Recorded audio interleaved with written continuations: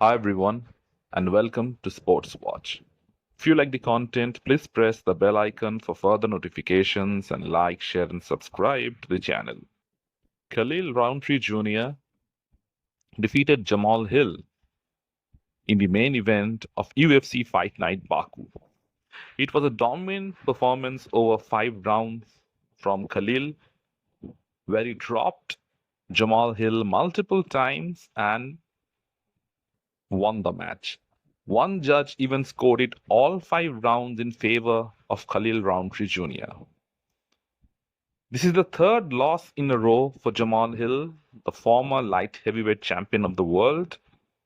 And after the fight, when the scorecards were being announced, Hill was up to his usual antics, looking shocked at the scorecards, as if suggesting that it wasn't right.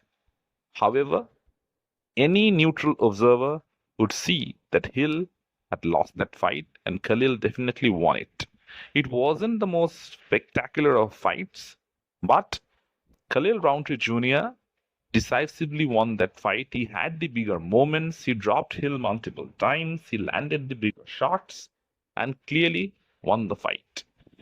In the build up to the fight, Hill had plenty to say about Khalil. They were supposed to fight one time earlier, and the fight was cancelled because Khalil tested positive for something and he withdrew from the fight.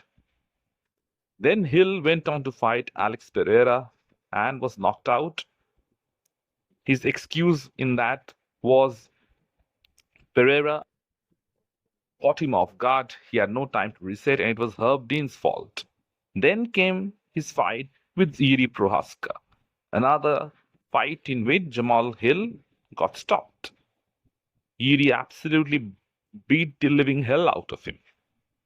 Now, in this fight with Khalil Rountree, yes, he didn't get stopped, but he got hurt badly numerous times in that fight.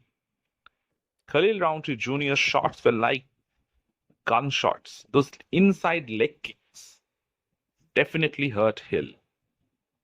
And he varied his punches. He was going to the body with his right hook, then coming on top with his left. Hill had no answer to the variety of strikes coming his way. And the footwork of Jamahal Hill, it must be said, is awful. He doesn't have versatility in terms of his footwork, and he hasn't adjusted at all. He couldn't check the low kicks of Khalil. He landed some good low kicks of his own, but the ones that Khalil was landing on him definitely had the bigger impact. With this loss, Hill goes back to the drawing board. He has to make several changes in his arsenal if you are to come back and fight for the belt once again. At the current moment, he is not someone who is going to be considered for the belt for a quite long time. The game has moved ahead, and Jamahal Hill, he has been left behind. Unfortunately, it is safe to say maybe that Hill is not a great fighter that he always thought himself to be. What was his greatest win? A victory over a 40-year-old Glover Teixeira. And everyone thought that Jamahal Hill was the next big thing in the light heavyweight division. Previously, he had beat Johnny Walker, and Johnny Walker gets beaten by everyone else. There was a point of time when even Jon Jones expressed his desire to fight Jamahal Hill. Now it's so evident because it would have been a cakewalk for a guy like Jon Jones. Hill wouldn't have stood a chance. Not only is he not a good striker, but he isn't a decent wrestler as well. In his last 3 fights, he got dominated in the striking department. Not once did he try to take the other guy down and change the momentum of the fight. Is this arrogance or his lack of fight IQ that cost him the fight? Neither of Jiri, Alex, or Roundtree are known for their wrestling. So if you are a mixed martial artist, you should always try to take the game to the point where your opponent is at his weakest. Maybe Hill is not so good at wrestling himself, but he's certainly better than the other three mentioned. But he never tried, and he stuck to his striking and he lost every single fight. With this victory, Khalil Rountree Jr. is right back in title contention. He wants to fight for the belt again. It might be Magomed Ankalaev is next for him. If the Pereira versus Ankalaev rematch doesn't happen, the UFC might as well look for the opponent for Magomed Ankalaev. Then Roundtree has already expressed his hand to be the next fighter to face the champ. If he has to fight any other contender in between, he's ready for that as well. A fight between Roundtree Jr. and GD Prohaska would be all fireworks. Khalil Roundtree is a great fighter, especially after his experience in that fight with Pereira. He has gotten better. He always had those great shots. It's only a matter of putting them together in the fight. And when he does, he can be a destructive fighter. In other news, Dana White just announced that Jon Jones is retired. He's officially retired, and now Tom Aspinall is the new UFC heavyweight champion of the world. Previously, on the Michael Bisping podcast, Aspinall had predicted that he would beat Jones without even getting in the ring with him. Jones would retire.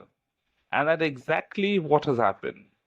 Jon Jones would go down as one of the greatest martial artists the UFC has ever seen. But his inability to fight Aspinall leaves behind a huge mark on his legacy. He absolutely ducked his way out of Tom Aspinall. He never wanted to fight him. He kept the belt as a hostage with the help of Dana White. His title reign lasted for 809 days. That is the second longest in the heavyweight division, where he fought only two fighters, Cyril Gane and Stipe Miocic. His heavyweight title run has to be the weakest in UFC history. He fought Stipe when Stipe was 42 years old and who hadn't won a fight in nearly 4 years, who was out of the ring. And when you have a hungry lion like Tom Aspinall who is continuously chasing you, John probably realized that it's not a good idea to step into the ring with him. Despite what he shares in social media or talks about, he doesn't believe he has the ability to defeat Tom Aspinall, because Aspinall is a legitimate threat, a fighter who is much faster, younger, who can strike, we can wrestle with him. For the first time in nearly a decade, John actually wasn't confident in his ability of beating Tom Aspinall. So, despite UFC offering him huge amount of money, Jon Jones actually turned the fight down. Dana White was so confident that that fight would go ahead. But in the post-fight press conference of UFC Fight Night Baku, he looked devastated himself.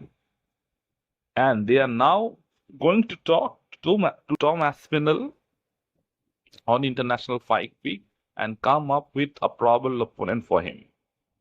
So Tom Aspinall now becomes the heavyweight champion of the world. He was the interim heavyweight champion and a dominant one as well. Unfortunately, because of Jon Jones, the division was held hostage for a couple of years. Aspinall had to wait for nearly a year without a fight.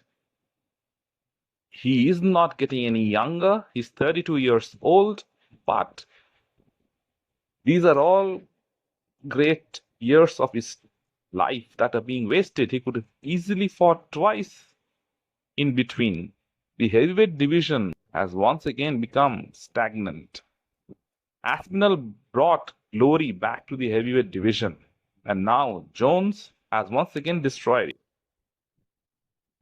Now, with Tom becoming the new heavyweight champion, he's already took to social media and posted that he is going to be an active heavyweight champion. So who should Tom Aspinall fight next for the heavyweight championship? Will it be Cyril Gane, Alexander Volkov, or might even be Alex Pereira? In all probability, it will be Cyril Gane. Gane has denied taking the Aspinall fight previously. He has been offered that fight before, but he hasn't taken it. But now he has that chance. This will be the second time that Cyril Gane will be fighting for the heavyweight championship. The first was against Jon Jones, was rather the third time.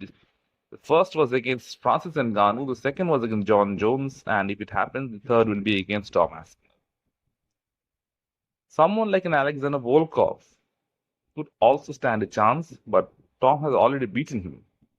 Now, Alex Pereira was supposed to fight a heavyweight fighter not so long ago, but it must be safe to say that after his loss to Margaret Ankalaev, the UFC are not going to go down that route. So it will be interesting to see in the next couple of weeks who Tom Aspinall decides to fight. But it's a welcome change that Tom absolutely deserves to be the heavyweight champion of the world after Jon Jones ducked him for these many years. It's a huge stain in the legacy of Jon Jones. Let me know in the comment section what you feel. And if you like the content, please like, share, and subscribe to the channel.